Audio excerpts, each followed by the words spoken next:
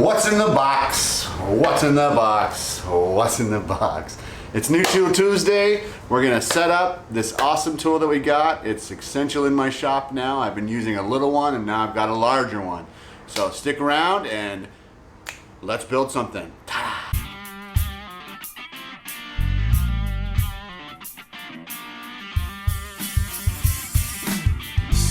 So as I unbox this and get everything up on the table, I was going to make a video on how to assemble this because I couldn't find one on YouTube. But why I couldn't find one is because the instructions are really well done and everything's really well labeled and organized. So I don't think we need a video on how to do it. Just follow the instructions, read them before you start. You know, a drunk monkey could put this thing together blindfolded if you really challenged him.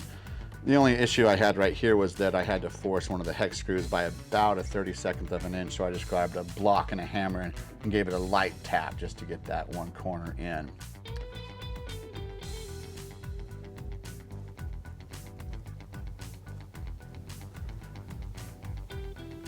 Now, everything in my shop is mobile, partly because I can modular my shop for bigger items, you know, like giant doors and pergolas and stuff like that.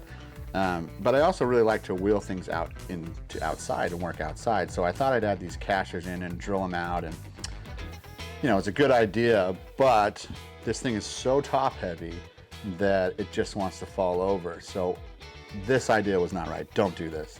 So I'm gonna have to make a base for it that's more rigid, and that'll come up.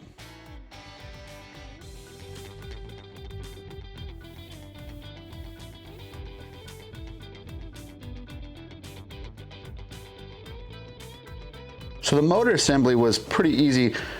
I'm grateful for my wife here because I have such fat fingers that she has really nimble fingers, and you have to get up underneath this little shaft to get those motor mount bolts tightened.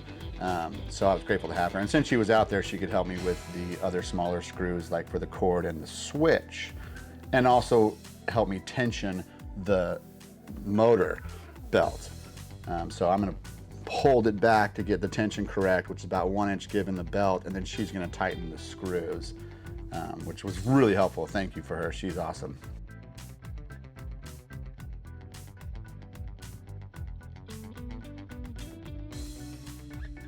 Now that we got it flipped over, in the dust shaft on the bottom, there's some holes, so I'm going to have her tape those over so I don't have any dust falling out there. All the dust goes through the dust collection, which is smart.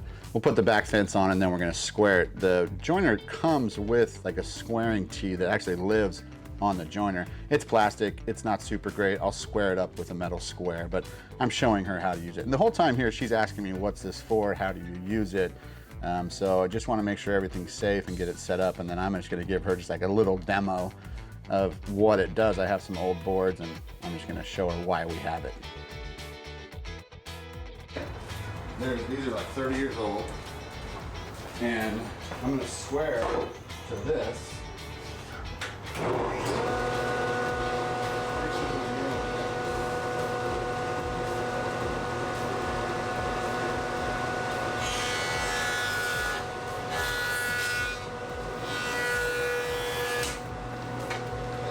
how what it took off? See how this is the high point? It didn't even take this off because it's flat. It took off this. So this is where it was going in like that. So it took off that, didn't take that off. And then now,